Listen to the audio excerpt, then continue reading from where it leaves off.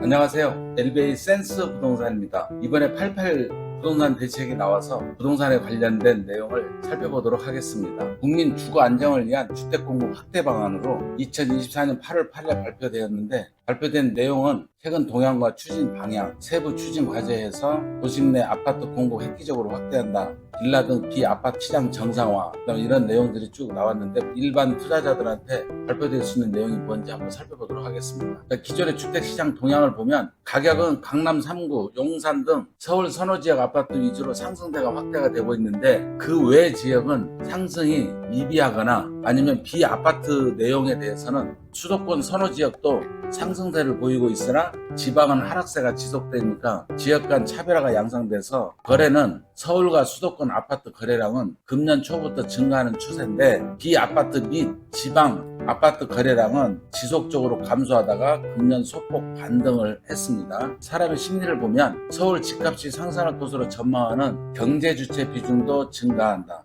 지역별, 유형별 맞춤형 대응이 필요하다라고 생각돼 이번에 대책 88 대책이 나왔습니다. 주택 인허가도 마찬가지입니다. 인허가도 상반기는 장기 평균적으로 보면 92% 정도의 인허가가 났는데 착공은 88% 정도 수준밖에 안 됩니다. 그러니까 아파트 준공은 지난해부터 증가해가지고 금년 상반기 실적은 장기적인 평균으로 180%이나 최근에 착공 위축 등 영향으로 감소 우려가 존재하고요. 비아파트는 인허가 착공 감소로 준공도 40%까지 지금 현재 감소하고 있어요. 그래서 이번에 대책이 발표가 되었습니다. 이번에 대책이 발표된 거는 아파트 공급 추이 한번 보십시오. 2023년도까지 비아파트 공급 추이는 지금 계속 줄어들고 있죠. 주택 공급이 전반적으로 위축된 가운데 특히 전세 사기 여파로 비아파트 공급이 급격히 감소하면서 불균형을 발생했습니다. 주택 공급의 정상화를 필요해서 발표를 했는데, 전세 사기 때문에 지금 문제는 뭐냐면, 전세 사기 때문에 빌라라든가 다세대 주택 같은 경우에는 기존의 보증보험에서 그 금액을 엄격하게 낮춰버렸어요. 그러니까 가격이 떨어질 수밖에 없는 문제고, 거래가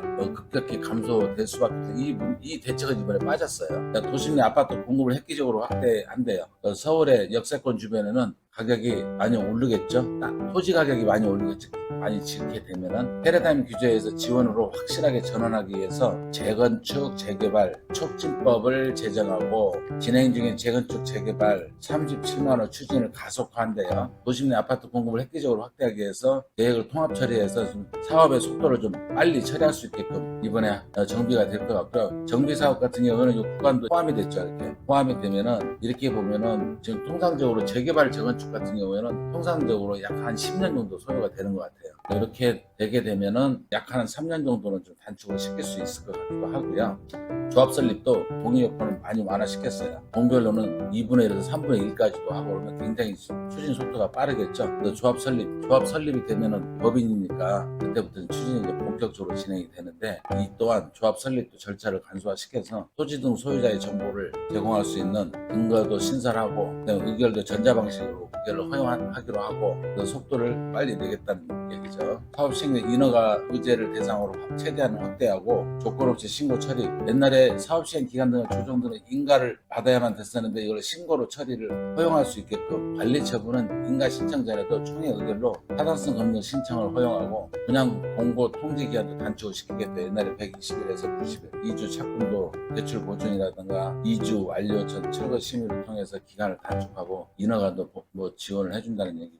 이렇게 되면은 속도가 매우 빨라지겠죠. 대충 이런 내용이고요. 그 다음에 이제 도시 등 정비사업 근거 규제를 완화해서 용적률도 보면 약한 역세권 정비사업도 한 10% 정도, 일반 정비사업도 약 10% 정도 용적률을 상향시켜주기 때문에 재개발, 재건축 같은 경우는 몇천억 되는, 예를 들어서 한 5천억 정도 되는 사업비다 그러면 약 한 500억 정도가 더 수익이 생기겠죠. 그러면은 더 활성화가 되겠죠. 임대주택도 예전에 의무적으로 임대주택을 지어야 되는 비율을 이번에는 좀 많이 완화시켜서 사업성이 좀 더 높게 되게 더 규제를 많이 풀었어요. 도시계획위원회에서 심의를 거쳐서 건축물의 높이 제한이라든가 공원 녹지 확보 기준들을 완화할 수 있도록 개선을 하고요. 그다음에 재건축, 재개발 재건축, 재개발 지역에 사업의 유연한 추진이 가능하도록 전용 80호 정도 이하의 주택 공급 의무를 폐지를 하겠대요. 다음 내용은요. 일개 신도시 노후 계획 도시 정비 분당이나 일산 같은 경우가 많은 혜택이 있겠죠. 그러니까 이제 우리 일반인들한테 해당되는 게 빌라든 비아파트 시장의 정상화, 공공 신축 매입 공급 확대해서,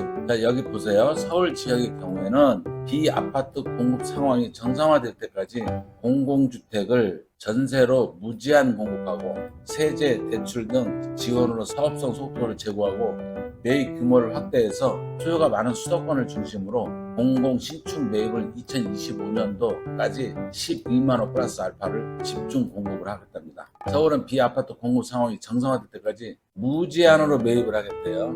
그러면은 건축업자들이 일단은 판로가 확실하게 열려 있으니까 무제한으로 지겠죠. 그럼 무제한으로 지게 되면 어떻게 됩니까? 땅값이 올라가겠죠. 그 토지값이 나중에 올라가서 차후에는 문제가 될 수도 있을 것 같아요. 요 사업이 끝나고 난 다음에는, 왜냐면 부동산은 완만하게 올라가야 되는데 이게 팍 올라갔다가 한번 올라간 부동산 가격은 떨어지진 않고 이렇게 됐을 경우 나중에는 큰 요거까지 좀 고려를 해야 될 것 같아요. 여기에서 무제한 공급도 있지만은 기존에 있는 주택도 LH나 아니면은 허그에서 보증담보대출 금액을 좀 상향을 시켜줘야 되는데 지금 낮춰놔가지고 전세 가격이 좀 떨어져서 올라가지도 않고 그런 상황이거든요. 그러니까 LH 내 수도권 신축 매입 총괄 전담 조직을 신설하고 절차 등 개선하기 위해서 약정 체결 기간을 3개월을 단축을 시켰답니다.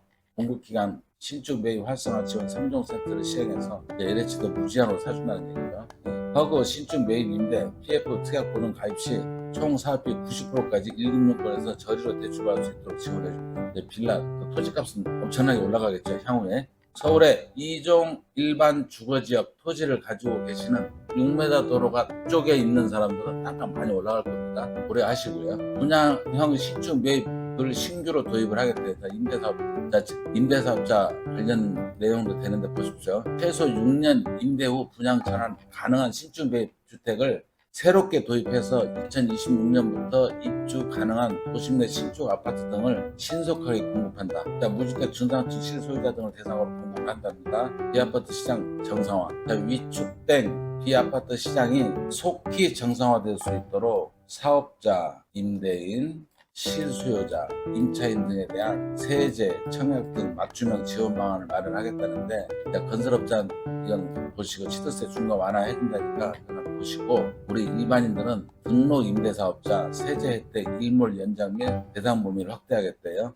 등록 임대사업자, 이 등록 임대사 매입 임대를 얘기하는 거죠. 단기 등록 임대 요것도 새로 도입하겠대요. 6년, 지금 10년이죠. 6년으로 1호 이상만 가지고도 사업자 등록이 가능합니다. 임대해서 도입하여 소형주택 공급을 활성화하겠답니다. 여기서 아파트는 제외입니다. 아파트를 제외한 나머지가 뭐있죠? 도시형 생활주택은 아파트라 하더라도 여기는 여기에 해당이 될 수가 있습니다. 임대사업자의 등록 임대주택에 대한 취득세, 재산세 감면을 일몰기한을 2024년 12월까지 했었는데 2027년 3년간 더 재산세, 취득세를 감면해주겠답니다. 임대사업자의 등록 임대주택.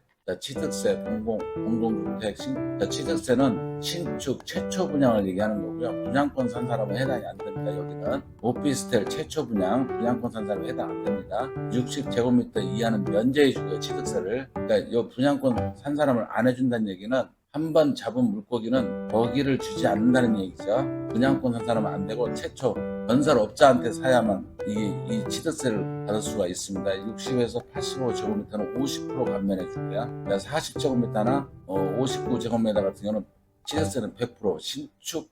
신축 공동주택, 오피스텔을 샀을 때, 이 공동주택은 빌라도 연립 빌라, 그 다음에 소형주택, 도시형 생활주택을 얘기하는 거죠. 재산세는 공동주택, 오피스텔 40제곱미터는 아예 면제해주고 40에서 65는 75% 감면해주고 그 다음에 60에서 85제곱미터는 50% 감면해준답니다. 건설형 등록임대주택에 대한 양도세 장득 공제를 70%를 해줬었는데 요 일몰기한은 이것도 27년 12월까지 연장하겠다. 등록임대 유형으로도 신설된 임대형 기숙사를 취득세, 재산세 감면 대상에 신규로 포함합니다. 회사에서 임대형 기숙사 운영하시는 분들은 이 제도 활용해 보시면 돈이 될 수가 있을 겁니다. 임대인의 임대 수요 정상화, 소형 임대주택을 구입하는 경우에 취득, 종부, 양도세, 그 신축 소형 임대입니다. 이것도 분양권은 제외예요. 주택수를 제외하는, 이 주택수 제외한다 해서 요게 예를 들어서 이 신축 소형 주택을 6세대를 샀어요. 6세대를. 그 다음에 기존에 내가 거주하고 있는 거주주택, 거주 1주택이 있어요. 그러면 1세대 7주택이 되죠. 1세대 7주택이 되죠. 그러니까 주택수를 제외하는 기간 7년 12월까지 확대한다고 했었는데, 이게 무슨 얘기냐면 요거를 주택수에서 제외한다고 그러니까 여기 전부 다 비과세가 되는지 알거든요. 이 비과세가 아니고 주택수가 1세대 7주택이라 하더라도 이 거주주택 요거는 비과세가 되지만 요거는 중과를 배제하고 그냥 나중에 일반 세율로 양도세를 적용한다는 얘기입니다. 기축, 요건 기존 주택이죠. 기축 소형주택을 2027년 12월까지 구입해서 등록 임대주택으로 임대사업자를 내면 세제 산정 시 주택수에 제외한다. 이것도 이렇게 이 같은 얘기입니다. 좀 전에 얘기하고, 생애 최초 주택, 생애 최초로 소형주택을 구입하는 자는 취득세를 감면 한도입니다. 이건 아파트는 해당이 안 됩니다. 소형주택이 아닌 경우에는 12억 이하 감면 한도 200만 원 주시고, 이거는 아파트는 해당이 안 되고 연립, 다세대, 다가구, 도생 이런 까지만 해당이 되고요. 돈 안 되는 거 샀을 때 얘기하는 겁니다. 그 다음에 청약 기준 완화. 이게 아주 획기적인 내용인데요. 빌라 등 비아파트 구입자가 청약에서 불이익이 없도록 청약 시 무주택으로 인정하는 비아파트 범위를 확대했어요. 그러니까 예를 들어서 무슨 얘기냐면, 기존에 60제곱미터 이하의 금액이 수도권이 공시가격이 1.6억, 지방 1억 이하 이런 걸 가지고 있어야 되는데, 이번에 개정된 거는 85제곱미터 이하의 공시가격 기준으로 수도권 5억 원, 지방 3억 원이니까 실제 거래가액은 약 한 7.5억에서 한 10억까지 빌라 등을 가지고 있는, 빌라나 연립 다세대를 가지고 있어도 요 청약하는데 불이익이 없습니다. 이거는 획기적인 제도겠죠. 이번에 바뀐 게. 이 아파트 정보 제공 강화.